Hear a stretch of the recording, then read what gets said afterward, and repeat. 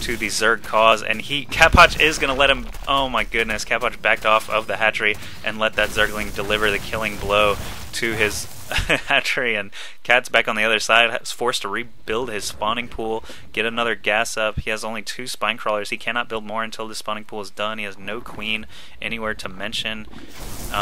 You know, that pylon inside his main looks like it's going to be his destruction here. Left with 1 bleeding extractor up in his main, and these tier 1 units of Capoch basically just bouncing in and out. Gonna be able to, you know, once he is able to mass enough units, he'll be able to roll right in through here. And thought there may have been some Zerglings over there. Capoch still blocking his ramp here. Good timing to go see that. He is spamming hold position so that these remaining Zergling of Cats will not be able to do anything. Basically, the Zealots will just hold position and whack away at them. And Cat's moving in. He feels like he has enough units now. Obviously, the Zealots should be going in first, but oh, Guardian Shield there actually decreases the damage done from these Spine Crawlers, so good move there. They are ranged units, even though their attack is technically a melee attack. They're attacking physically. It's still considered a ranged attack, so 1 queen out now for Cats finally, but again, all these units of Capoch, he's just going to be able to warp in more and more. He did place another pylon out here right outside of this natural, and I think the Zerglings may have, yeah, it looks like they probably just ran into the Zealot wall and died. But Cat's now at 31 of 26 food. He lost an Overlord somewhere. He does have 2 more parked very close to Capoch's base. But Capoch moving in now with his ton of Zealots. They're going to be able to tank all these Spine Crawlers while the rest of the ranged units just pew-pew away. And looks like they're going to hack and slash their way through. No weapon upgrades or anything, but he's got the unit advantage by far. So he is going to be able to start cleaving through these drones even more. Cat's now down to 12 drones.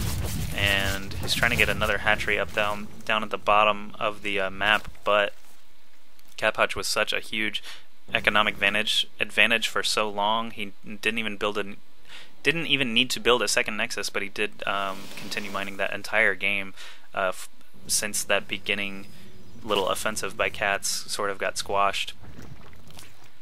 So Capoch, really, I mean, I'm not sure what Cats can do here. Building up defenses is, of course, nice, but if you're not getting enough gas to get roaches to tank these things, or I don't know, you need other units besides Zerglings against this tier 1 force from the Protoss.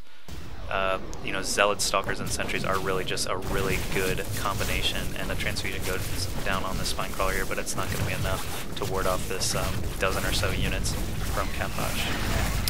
And the Spine Crawlers, the remaining Spine Crawlers go down. There's only 1 left here in the back. He is going to be able to kill off this one that's just now finishing. Transfusion goes down, but again, that only buys him another second or 2 in the grand scheme of things. And all the remaining drones here, pretty much nothing Cats can do at this point. Another transfusion. Yeah, so basically the only fighting units left is 1 Zergling, 3 Zerglings against 8 Zealots and a Stalker.